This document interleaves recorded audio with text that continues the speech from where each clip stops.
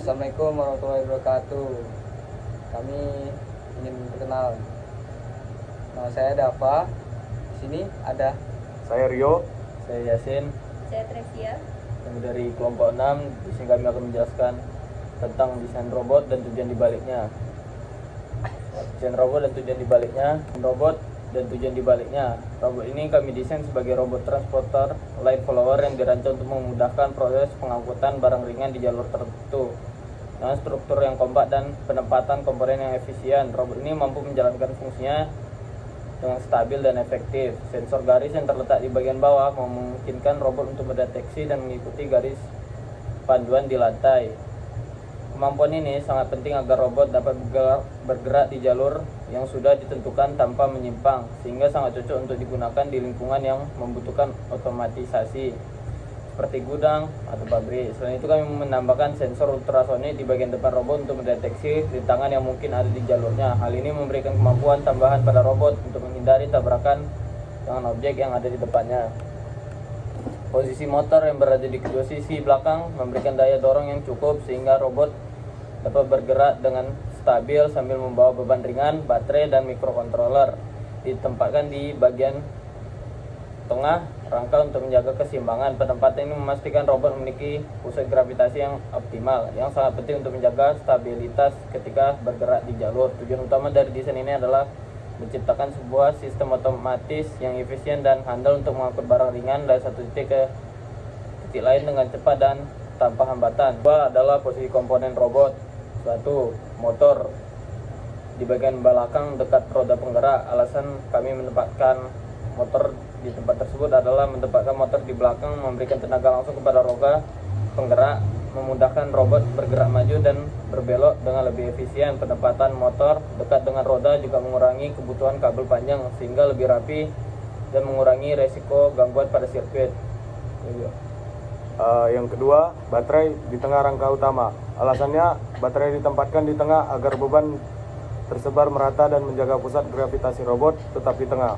Ini membantu meningkatkan stabilitas dan keseimbangan, sehingga robot dapat bergerak dengan lancar tanpa resiko mudah terbalik atau tergelincir. Roda bebas, caster wheel.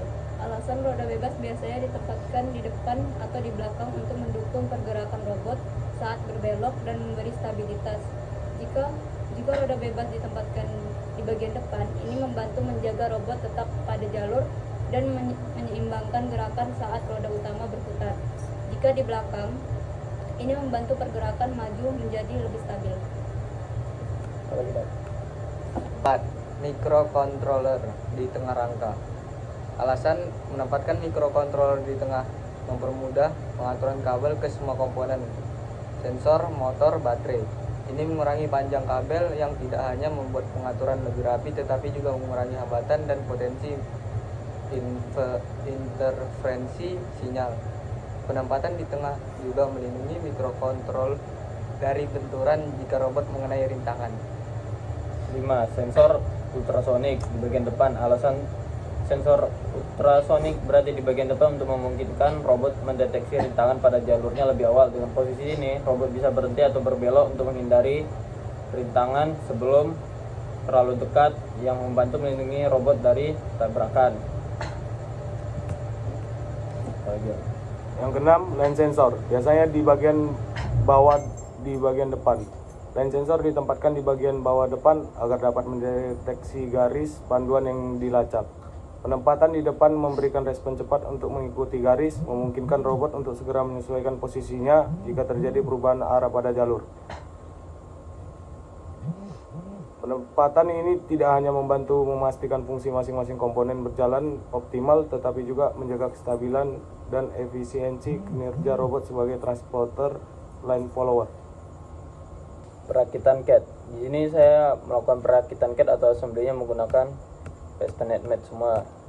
Di sini tampak saya menggabungkan antara motor kuning dengan roda bebas menggunakan Castanet Mat.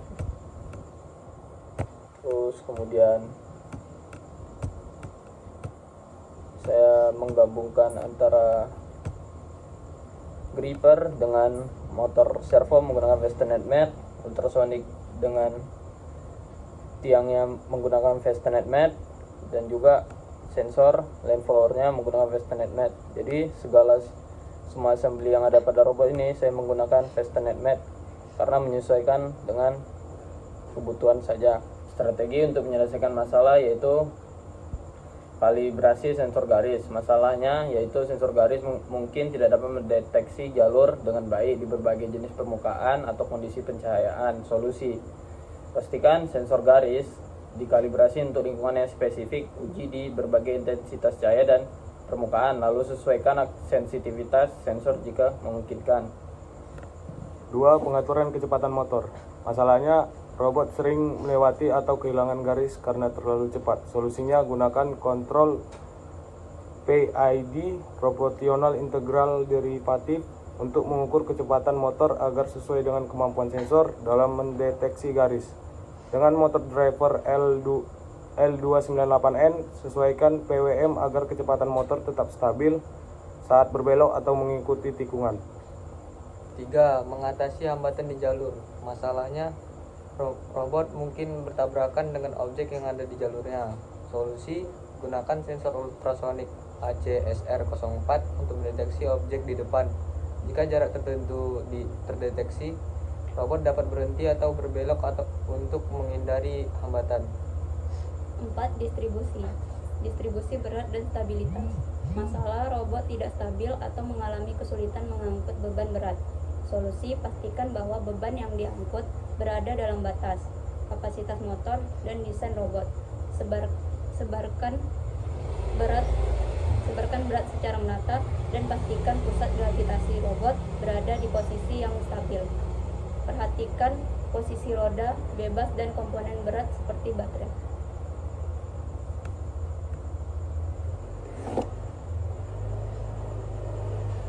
Pengujian dan pemeliharaan berkala. Masalahnya yaitu sistem bisa mengalami gangguan selama operasi berulang.